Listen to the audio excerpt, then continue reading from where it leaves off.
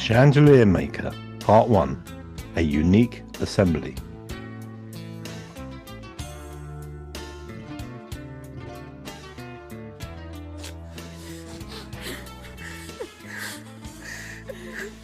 It is the 25th of August, 1929.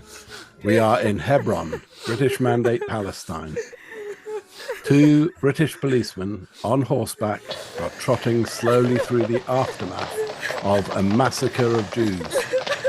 They see dead bodies surrounded by weeping relatives, rabbis reading from prayer books, other Jews wandering round, bloodied and dazed, Arabs skulking in the background, guiltily staying away, shop windows being shuttered, an atmosphere of pure grief. You had it coming. A bit harsh. Perhaps some sympathy needed here, old chap. We'll leave that to the inquiry. Inquiry. Always an inquiry. Oh, there has to be. Otherwise, who do you think they will blame, eh?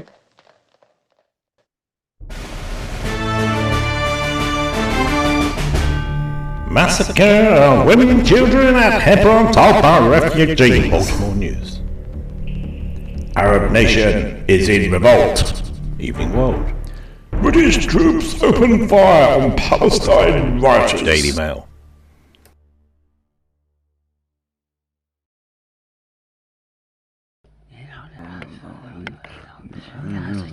In a smoky committee meeting room in the heart of London, a few days later, four men sit around a table, smoking cigars and drinking whiskey. Paperwork is strewn over the table and they are clearly arguing. One in particular, Henry Snell, is clearly at odds with the other three. At one point he kicks his chair over and storms out. As he walks down the corridor, he's met by a young journalist who walks with him. Can I ask you, sir, why... They have eyes that they fail to see. Or is it they don't want to see? To see what? I don't... To see what is blatantly obvious, son. Which is... They are saying that the disturbances are due to fear for their economic future because of Jewish immigration. Perhaps that's... Giving them license to riot, to rape and kill? No, son. That's just the deeds of evil men. Evil men, I tell you. The commission in there just want to whitewash the whole thing, as if rioting is a normal response and that no solution can be found. And, Mr. Snell, you have an alternative? Yes, I do. And? A parley. Get a group of ordinary people, Jews and Arabs, in a room and let them sort out their differences like civilised men. Sounds like a... Good idea. But would the others listen? No chance. Too simple for them. They reckon the bloody Jews and Arabs will be at each other's throats before you could say Jack Robinson. Well, I for one think they wouldn't. They really should give it a try. What's to lose? After nearly a century of continuous conflict, they gave it a try.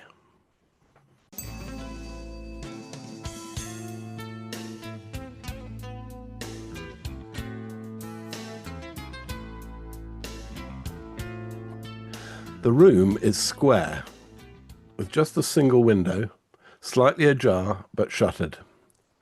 The floor is expensively carpeted and the ceiling is high. A few paintings adorn the wall opposite the window, all reproductions of the masters. A single wooden podium in the center of the room faces four desks spread apart in a semicircle. Newt, the convener, sits behind the podium on a high chair. Behind him is a large circular area surrounded by what looks like projector lenses from floor to ceiling. Further back on the wall is a huge screen. Four candidates sit opposite him. They too show little expression. Not a word has been spoken yet. The atmosphere is tense, and they all wait for the beginning of whatever is to come. They are Joe, aged 74, a seasoned Christian; Jax, aged 72, an experienced and well-known social justice warrior; Mo, aged 27, a Muslim living in Haifa, Israel; and Abby, aged 25, an Israeli Jewess living in Jerusalem.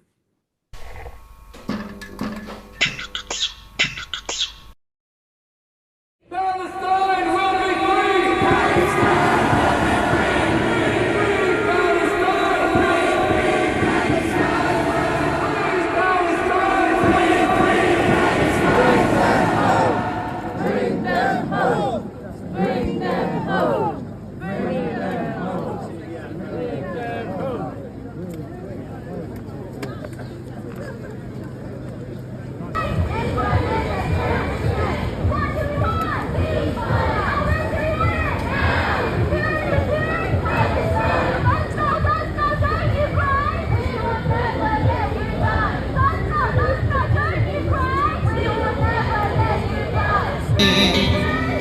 Keep coming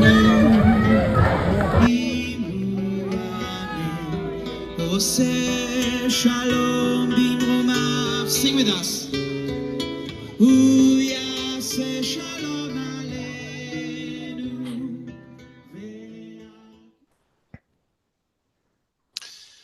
Scenes from the last couple of weeks, ladies and gentlemen. Much excitement, eh? And with good cause too. Hundreds of thousands of people can't be all wrong. I'd be there too if I weren't here. Don't forget there were others there too, supporting the other side. It's the biggest issue of our day, Israel and Palestine, and it's why we are all here today, ladies and gentlemen. This is a safe place, an open forum, somewhere where we can speak our minds without fear of, well, let's just say it's just the five of us here together.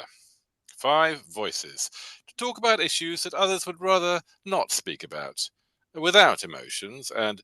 I'm afraid I have to stop you there, Newt. We would not be human with real emotions if the sights we have seen in Gaza and Lebanon do not move us. Of course, we are all moved. Not sure what you're implying here, but we all know when this started. 1948? October the 7th, you... Yesterday, October the 7th, marked the worst day in Jewish history since the Holocaust. Thousands of terrorists from Gaza invaded southern Israel with the sole aim to kill, mutilate, rape and capture Jewish civilians from kibbutzes and a music festival in the desert. The world now waits for the response from the Israel government and military. Yes, we've seen this before. Perhaps too much. They had it coming. Her words are rudely interrupted by Joe, who can't hold back his anger this time. He attempts to rise from his seat, but fails. We hear sounds of struggling and perhaps a mechanical sound too. What the... We are prisoners? What kind of madness? Yes, it is a bit extreme, but they really want us to see this through. We are actually trapped until someone decides that we're free to move around. Bad form, I'd say, but... You knew about this, Newt. How can we trust you now? What other surprises do you have for us? Trust me. You must trust me. Without your trust, I think we may be here for a long time. And no, Jax, there are no more surprises of this kind, and if there are, they will be a surprise to me too.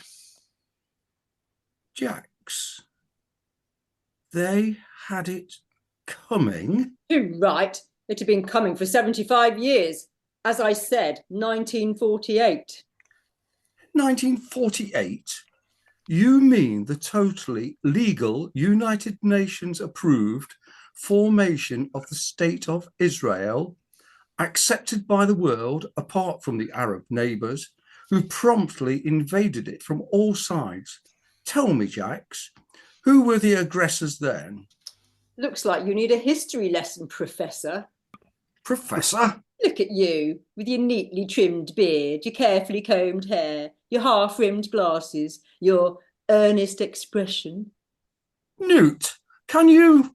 I believe we must set some ground rules here, ladies and gentlemen. My fault for not bringing this up earlier. Short list, really. No personal insults. And? That's it. No personal insults. That's all it has here. Apart from that, you are free to speak on whatever is on your mind. I think the intention is that as long as we are civilized to each other, then we can feel free to speak freely without fear of personal attack. Well, that's gone well so far, hasn't it? Don't see Professor as an insult. Quite the reverse, really. Okay then, wizened old witch. I can take the witch part. I'm used to that. But wizened? So we have the Professor and the witch then. Okay with you two? And Jax, the witch, is right. We need a history lesson.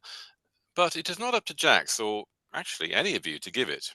We must arrive at a history that we can all, if possible, agree on, even if there are minor disagreements. There can only be one true history. Correct.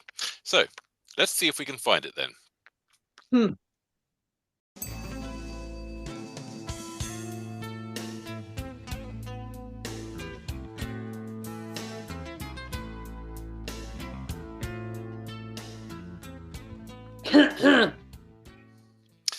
Jax, is there something you wish to share with us? Yes. Isn't it customary in debates for each to be allowed to make an opening statement?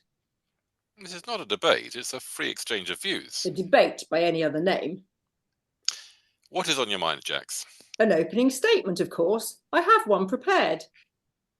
This is a bit... Joe, do you have an opening speech? No, of course not. If I had been told. Would you object to Jax making one? She seems determined. Well, it's going to be a long day. Will I still be allowed to address her points? To challenge any fake news she may come up with? Of course, but perhaps over the course of the day. There will be a lot to cover. And how about you two? We'll take that as a yes from all three of you. Jax, the floor is yours. Thank you all, and I mean that. But perhaps, Professor, you won't be thanking me afterwards. But hey-ho. Before she starts, please keep your comments until the end, yes? Okay then. What I have here is an actual opening statement from a debate at the Cambridge Union a year or two ago. It was not given by me, but by a well-known Palestinian activist, and I won't give the full text, just the pertinent points. Here we go. Where do I start? My heart is bursting as I speak. So much to say to you, dear folk, but so little time. I feel that time is running out for my people. Even as I speak, there is a ferocious colonization of my people, ethnically cleansed by outsiders who have no connection with our land. European usurpers planted by their colonial masters to supplant my people, the indigenous people of the land who are forced to live in a state of apartheid. These usurpers, the Zionists, claim ownership on behalf of their political masters, and in the guise of a religious so-called destiny, encouraged by Christians, mainly in the United States, who blindly support them, even to the extent of condoning the genocide they're conducting in Gaza, the West Bank, on a daily basis. Here's what they say to justify their evil actions. Chaim Weizmann, the English Jew, back in 1921, said this at the World Zionist Congress, that Palestinians are to him like the rocks of Judea, obstacles that had to be cleared on a difficult path. We're not rocks, dear friends, we're living stones, with stories to be told, and that will be told. Stories that will make the world sit up and listen, and condemn those who have committed such evil against us in the last 70 years and more. The Polish Jew, David Ben-Gurion, the first Prime Minister of Israel, said, "We must expel Arabs and take their places." Benjamin Netanyahu once complained about a missed opportunity during the 1989 Tiananmen Square uprising, while world attention was focused on China to expel many Palestinians from their homes. Aaron Sofer, an Israeli political advisor, asserted in 2018 that we have to kill and kill and kill all day, every day. Even their celebrated scientist, Albert Einstein, acknowledged the evil intentions of his own people when he said, "It would be my greatest sadness to see Zionists do to Palestinian Arabs much of what Nazis did to Jews." Even people beloved by the Europeans acknowledge our plight. David Attenborough, the English naturalist, said, "I am not aware of any animal that is so cruel as the Israelis, not even crocodiles." They bomb schools, hospitals, refugee camps, orphanages, UN feeding stations, waterworks, power plants, ambulances, kids playing on the beach. Lionel Messi, the footballer, said, "As a UNICEF ambassador, I cannot play against people who kill innocent Palestinian children. We had to cancel the game because we are humans before footballers." These are a few of many, far too many to recount. You get the picture, dear friends. They are less than human, these Zionists, committing genocide against our people while the world looks on and ignores it. Are they trying to do to the Palestinians what was done to them in Europe by the Nazis, as if to say, what was done to us, we can do to others? The world cared little for us at the time. See how little the world cares for you now.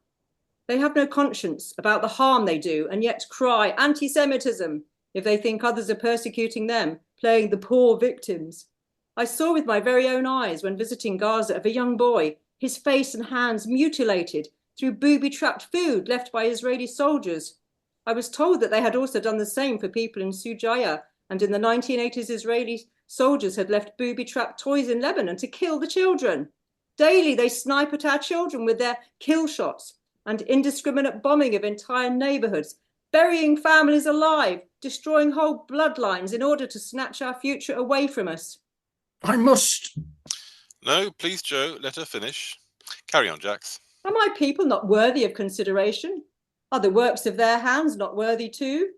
We too write books, create art and have dreams. We build schools and learning institutions and homes for our families, new houses to take the place of those stolen from us, homes wedded to the very soil of the land for generations. Instead, we have to witness the horrors that are inflicted on us as our homes are stolen and we are oppressed, marginalized, vilified, expelled, poisoned, tortured, imprisoned, raped and killed. An estimated 300,000 a year. No one is safe from this interference in our daily lives. They go after our journalists, our healthcare workers, our athletes, our artists, our intellectuals, our writers. They bomb our hospitals, places of learning, our museums, cultural and religious centres. They even set up observation platforms where people can watch our slaughter as if a tourist attraction.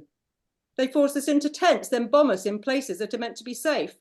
They burn us alive, deprive us of food, water and medicine. Oh, the pain of seeing our children wandering barefoot with empty pots, our babies dying in hospitals, stripped of vital equipment, of youths gathering the flesh of their parents into plastic bags, witnessing them burying their siblings, cousins and friends, making them sneak out from their tents in the middle of the night to sleep on their parents' graves, making them pray for death to join their parents, to escape from the hell on earth they are forced to endure. They fire on us as we approach the aid trucks in a hunger. That shows you the type of people they are. Are they even human? Then there are the atrocities ignored by the world's press.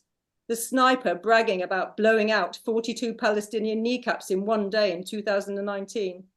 The soldier boasting to CNN that he ran over hundreds of Arabs with his tank.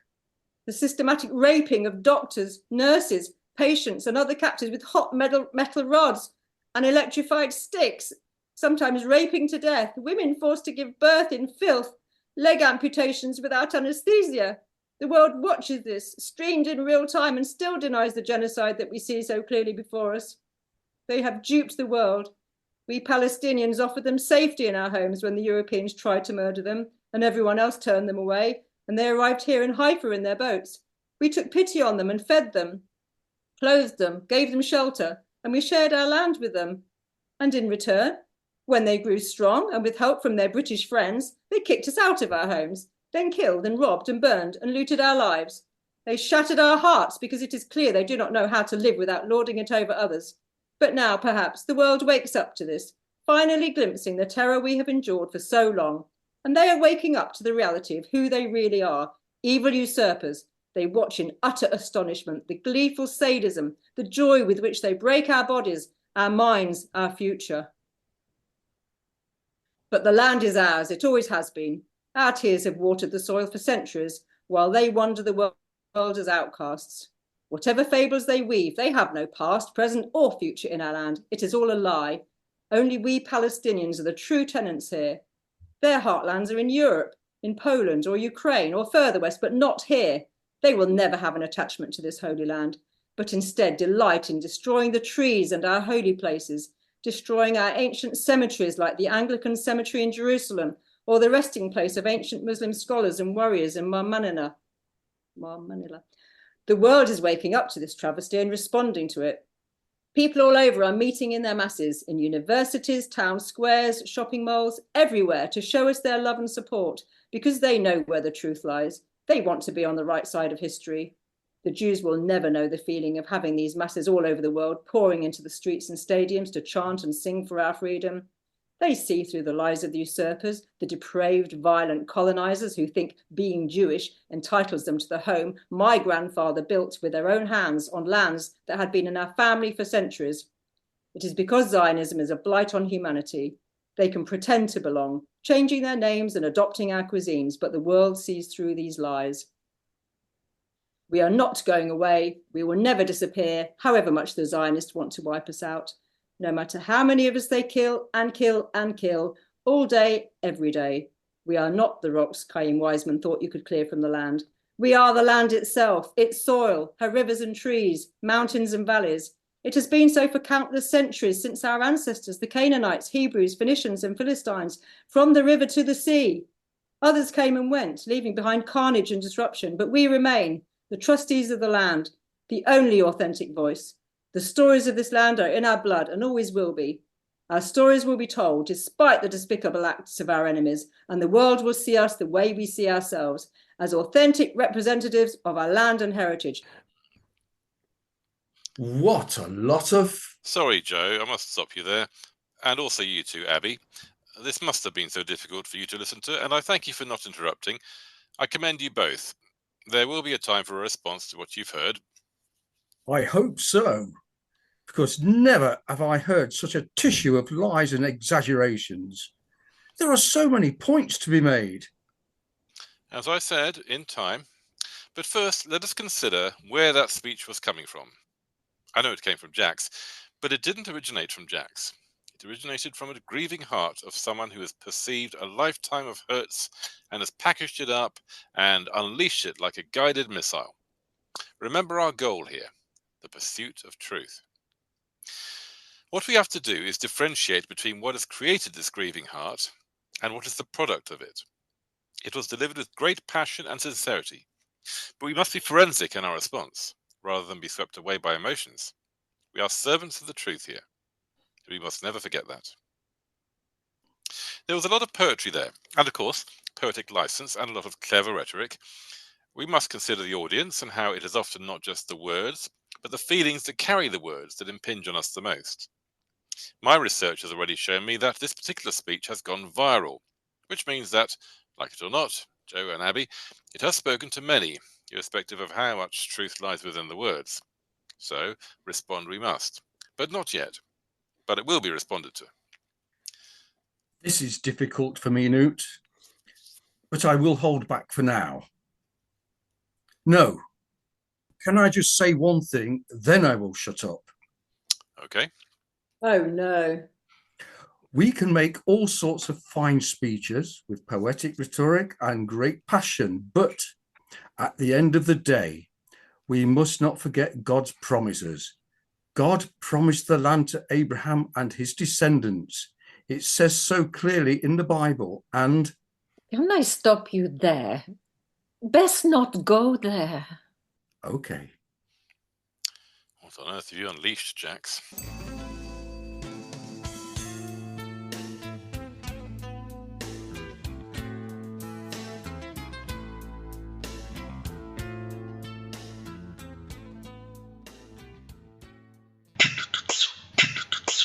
That's mine. Yes, it's your house, Jax. Just watch and listen. All of you. So, Jack Spotum, why have you agreed to go on our programme? I want to be a voice for the voiceless, an advocate for the dispossessed Palestinians. It has been my life's work for as long as I can remember to fight their cause, to help right the wrongs that they have experienced, and to bring back to them what was stolen from them in 1948 and 1967. I feel so humbled to be chosen from the countless candidates, and be assured that I will do the best job possible. Free Palestine! And how will your involvement in the programme achieve this? I've just answered this, haven't I? Do I need to tell you more, young lady? Noted. Anything more you wish to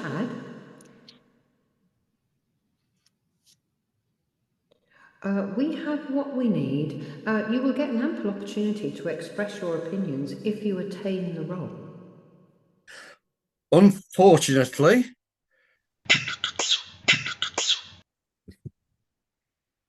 So, Jax, the others here have learned something about you. Hardly a full disclosure.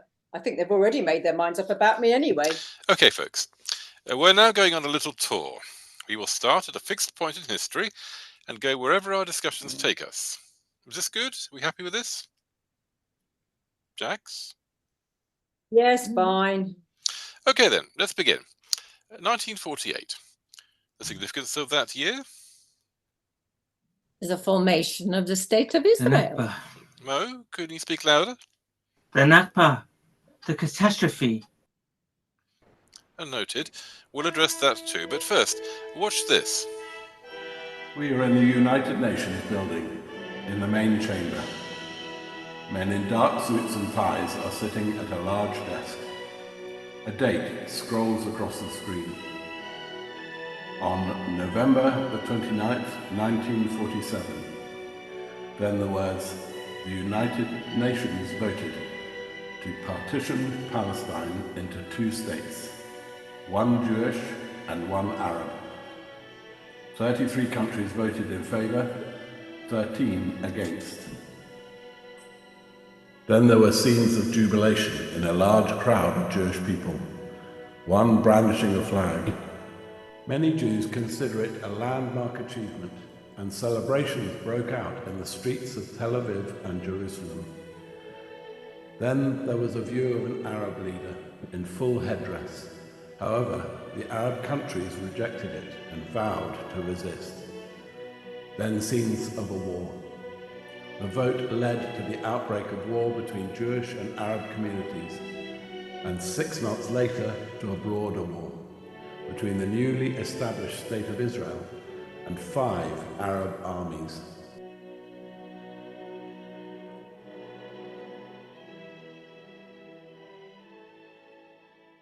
Any comments, anybody? That's how I see it. An accurate account, though perhaps could do with more commentary. Commentary, you say? I agree. Probably the only time I will agree with you, Professor. For starters, what about the stitch-up at the UN? What are you talking about? The fact that, although there were over twice as many Arabs as Jews in the land, they were only allocated 43% of the land. No wonder they rejected it. And have you seen the maps? What maps? The ones that show the actual allocations. How much of the land given to the Jews, in fact, most of it, was desert, uninhabitable at the time, of course. Land is land. And that was justification for an invasion? So 1948 is the crunch year then. We'd all agree with that.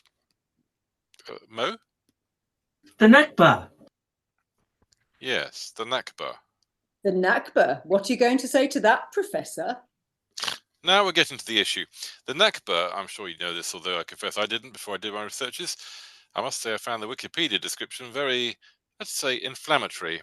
It's Arabic for the catastrophe, which they define as the ethnic cleansing of Palestinian Arabs through their violent displacement and dispossession of land, property and belongings, along with the destruction of their society and the suppression of their culture, identity, political rights and national aspirations. Phew, heavy stuff. But true, in every way, I ask. Of course, in every way. Because, as a neutral here, If every word of this is absolutely true, then yes, you can see their point. But Of course there's a but. A big but. Speak for yourself and your big butt. Mostly wrong on just about every point. I thought you might say that. I would have been surprised if you hadn't, as to me it sounds like carefully constructed propaganda, rather than an observation from an independent news source. I'm not confirming or denying its content, just reacting as a neutral. Ethnic cleansing is a very emotive term. Some neutral you are, already doubting our narrative and... And there you have it. Narrative. That word tells all. It tells me that we are seeing things from one perspective. I think we're all very clear about your perspective, Jax, from your opening speech. I'm sure the other side has its own narrative. Is that so, Joe? Of course. We have a totally different view of this Nakba. Which is? Where do I start? Ethnic cleansing, violent displacement, disruption of their society, suppression of their culture.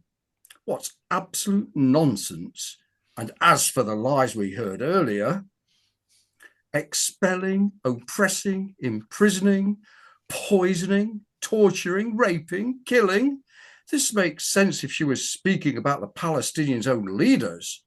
They have killed far more of their own people than the Jews ever did. Joe, please, your choice of words? A bit of sensitivity is in order here, I think. What? To that old Marxist? She has absolutely no stake in the argument. But neither have you, Joe. And what about Mo over there? Do you have anything to say, Mo? A lot, I think, but I want to choose my words carefully, not allow my heart to rule my tongue. Well said. Listen, I feel like, and perhaps Mo too, performing cocks or crazy dogs in one of those stage fights.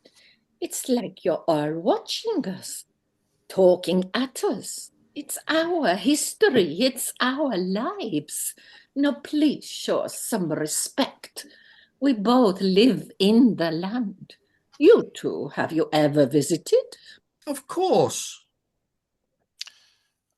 I feel I really have to choose my words carefully here too, Mo. So please, all of you, hear me out. I know I have no stake in this discussion either. I have been chosen for my neutrality, but I'm not entirely ignorant here. I have some experience in these matters. All that interests me is the truth. But I also know that these days there seems to be many truths or narratives, yet history only forges a single path. So, we have two narratives, and the key disputed issue seems to be what actually happened in 1948 when Israel became a nation. The Palestinians, did they leave or were they pushed? Joe? I think the situation is clear. Newt. They left. Clearly not of their own accord, but their own leaders encouraged them to leave their homes, to return when the Jews were defeated. They were so certain of victory, and we, of course, all know what happened next. They lost. And as it is with war, there was no homes to return to. I object. That's a false narrative. Oh, yes. So every Palestinian was ethnically cleansed by a people who mostly have just been ethnically cleansed themselves by the Nazis. That's ethnically cleansed in the proper sense of the word, by the way. Jax, wait. So there we have the two narratives. Now, the question I ask is this. Where is the truth? Is one right and the other wrong? Or perhaps, as I am inclined to believe, there may be elements of both.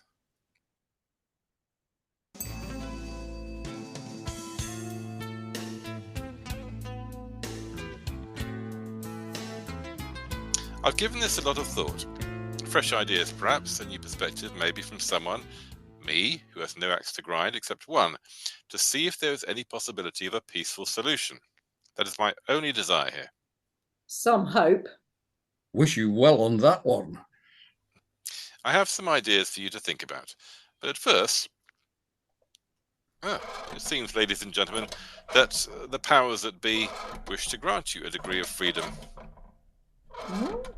Go on, you can join me.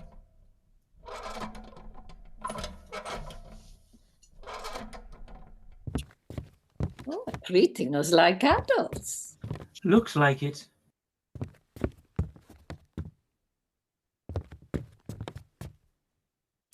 Mo, Abby, we've a long way to go, but hopefully we'll understand each other a lot better afterwards. Thank you both for agreeing to take part in this project. I hope you're not regretting it now. I'm not sure, sir. I fear we're all going to hear things we'd rather not. Am I right? Frankly, yes. Is that a problem? I'm not sure, sir. But I do feel a sense of purpose being here. Okay, that is good, Mo. And you don't have to call me sir. No, I'd rather... that's how I've been brought up. Then your parents have done a good job. Yes, they have. But it's been hard for them. I'm sure it has. Perhaps you tell us all about your background a little later. And you? Not so respectful, I'm afraid. I'm Sabra Newt, Israeli born, not known for our politeness. And you're still happy to be here? Sure, yes, let's see. Okay, ladies and gentlemen, I hope you enjoyed your little stretch. These will become more frequent from now on. There will also be food and drink. And toilet breaks, hopefully. A lady must powder her nose, frequently at my age. Aged professors too, more so, I believe. Of course. I've been thinking back to 1948, but also thinking about now, how our world has changed. Looking especially at Europe, particularly the UK, so this is of particular interest to you two, Jax and Joe. Though it will also be familiar to you other two. The digital world has shrunk the world so much, hasn't it? So here it is. I'm looking firstly at 1948 in general terms, what actually happened, rather than the mechanisms that drove the events. What we see first is a population, Arabs and some Jews, living in the land quite peacefully for a number of years until we hit the 20th century, and then we saw migrants from many backgrounds settling because of economic needs, but many because of persecution elsewhere. All was going well until the end of the First World War, when some leaders decided to stir up trouble, and the situation became toxic. And from then on, those who suffered most, the Arabs in the land, were encouraged by their own leadership to fester bad feelings towards the Jews, who they were encouraged to call usurpers. And out of that, we see strife, war, terrorism. Hold on, Jax. Let me continue, then we can discuss. Then I look at now, nearly 80 years later, and my focus is on the UK, although it could equally be on France, Germany, Italy, and so on. Here too, we have an indigenous population faced with a severe migrant situation, people seeking refuge because of economics or persecution. But in this case, they are welcomed in by the leaderships, and in fact, encouraged in many cases, and by and large, they add value to the culture and integration happens. We now call this multiculturalism. There is relative peace, even when the newcomers create their own enclaves, bringing in their own cultural baggage, etc. The landscape changes, particularly in many inner cities.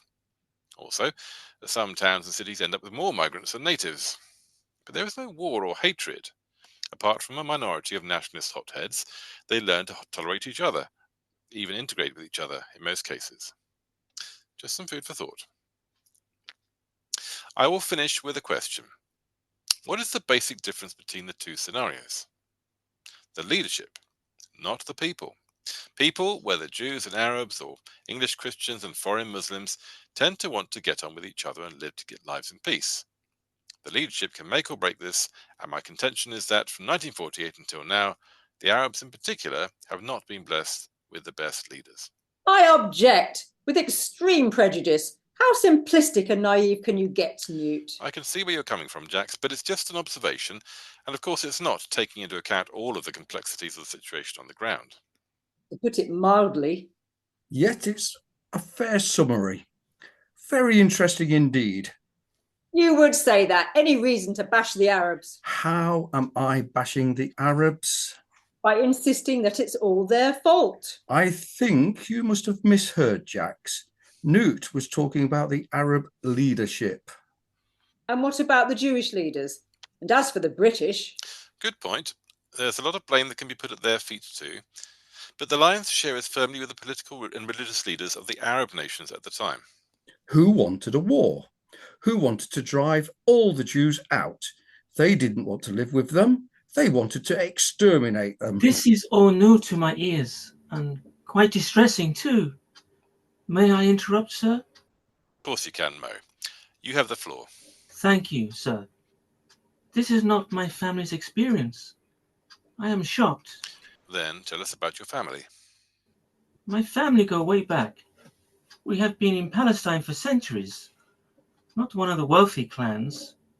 If we had been richer, perhaps we may have sold our land to the Jews, as many did. No, we were poor. Humble fellaheen workers of the land, but never owning any of it. You have a word for it. Peasants. Not a pleasant word, but an honest word.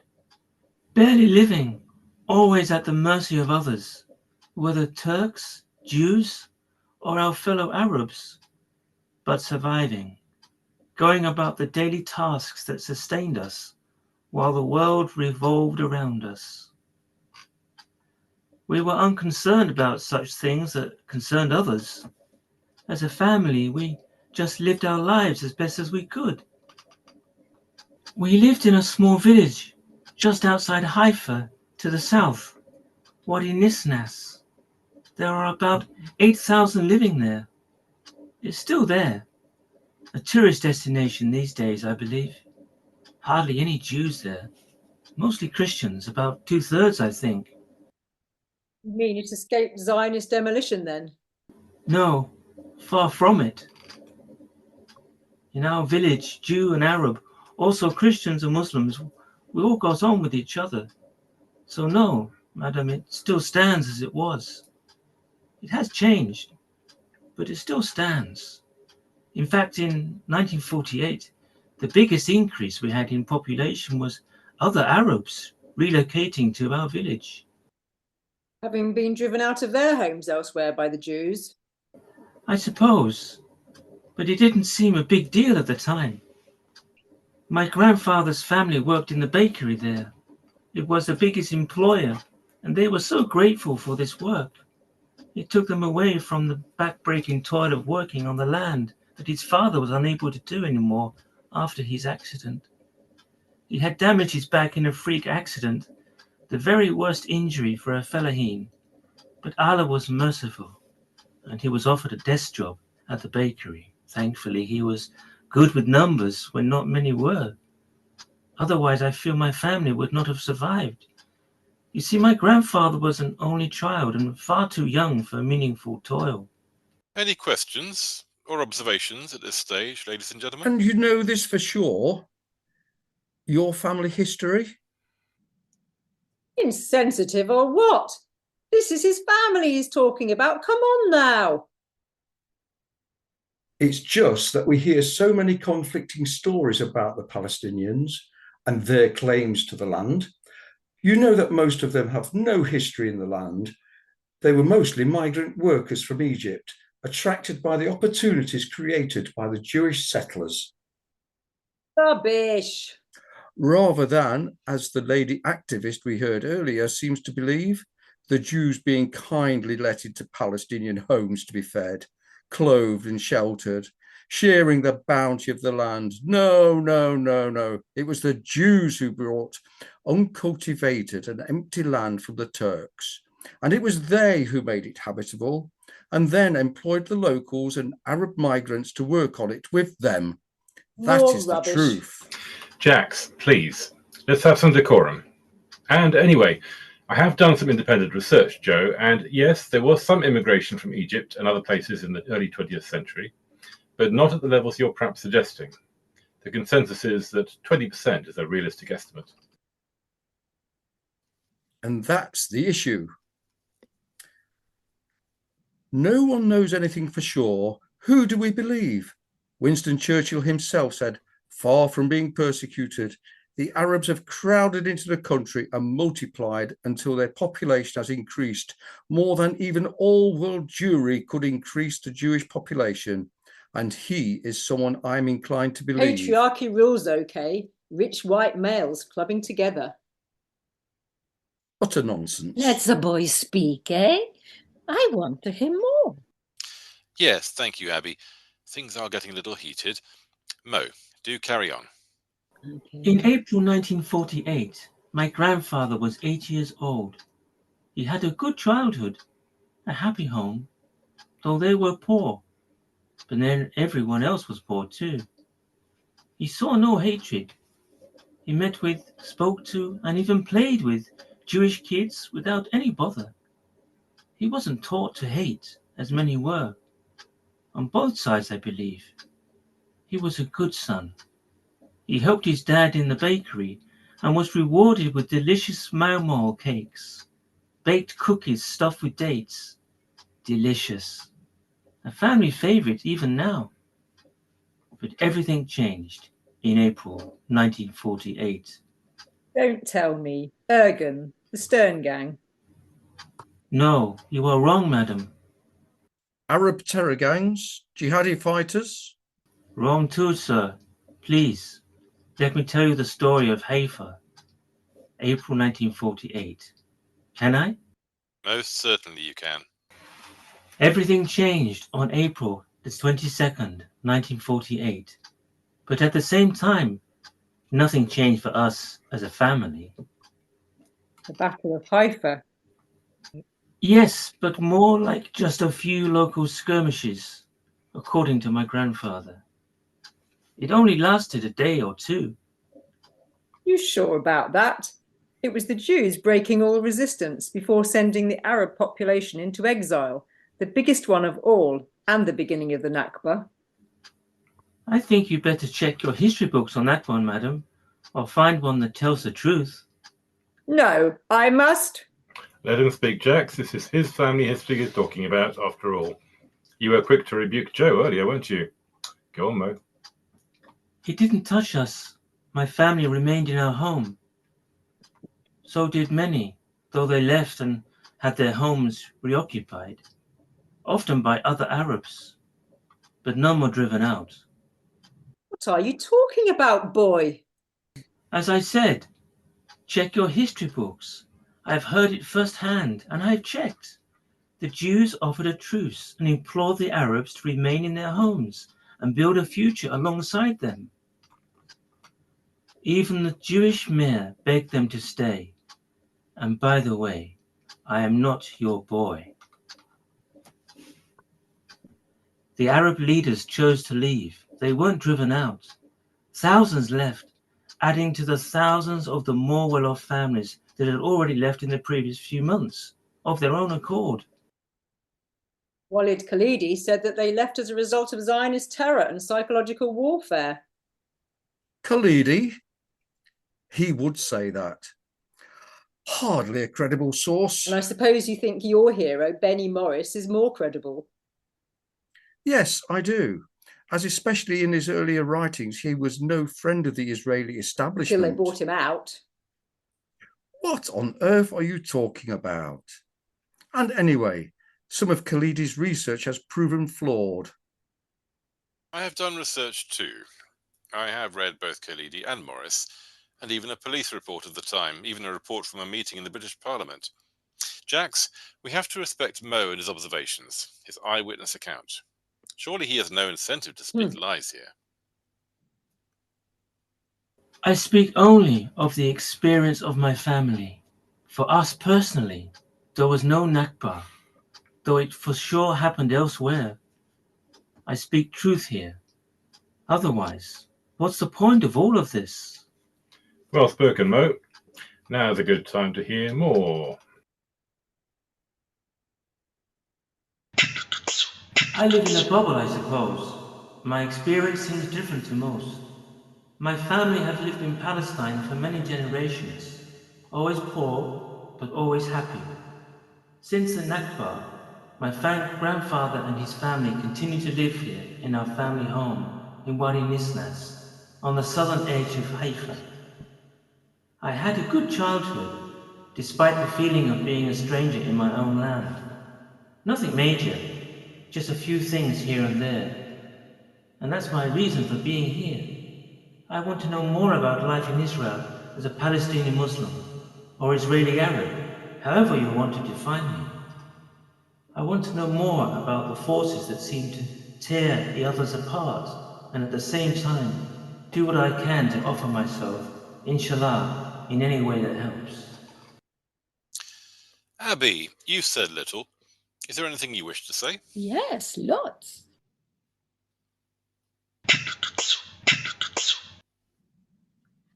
My name is Abby Klein, born and bred in Jerusalem. My family moved to Eretz Israel at the beginning of the 20th century from Russia, but I'm native-born a Sabra. My folks live in the old city, Jewish quarter, of course. They are Zionists, but also quite religious and spent much of their time at the Kotel, the Western Wall. No idea why. It's just where they find peace. I moved out as soon as I could, straight after my IDF stint, on my 20th birthday. In fact, I went straight to a shared apartment with some friends and have been living there ever since. Why am I here? No idea, actually. Seemed like a good idea at the time. Someone has to do it. Let me explain. It started off as a joke or a dare. I'm quite a loud person by nature and up for anything. When the ball came to be considered for this thing, my friends pushed me forwards. At no time did they think I would get this far. Me too. I've no idea why I've come this far either. I still don't get it.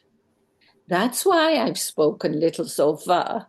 Though that's really not my nature. I've heard you all now. Two bickering old fossils who have been getting excited and het up about things where they have no personal stake. And this Muslim boy. Now, I've had a very closed life. I've always lived in Jewish circles. The only Arabs I see is at the falafel stall or road sweepers and stuff. I wouldn't willingly speak to one. They're my enemy, aren't they? Eh? They all want to kill us. Even those who look like butter wouldn't melt in their mouth.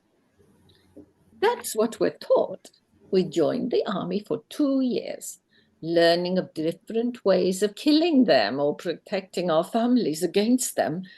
And then there's him. I don't get him. We are told all Palestinians are liars. Are you a liar, Mo? No, Abby, he is not a liar. And not all Arabs are liars, in the same way that not all Jews are liars. Shame we can't say the same about certain others. Look at yourself, Professor. Can we have a truce, you two? Anyway, I'm hoping that none of us here are liars or even truth twisters or truth manglers. It is the truth we're trying to get at. Here, and despite appearances, Abby, everyone here has been selected, even you, of course, as someone who has a sincere desire to arrive at the truth, even if it may not always seem so.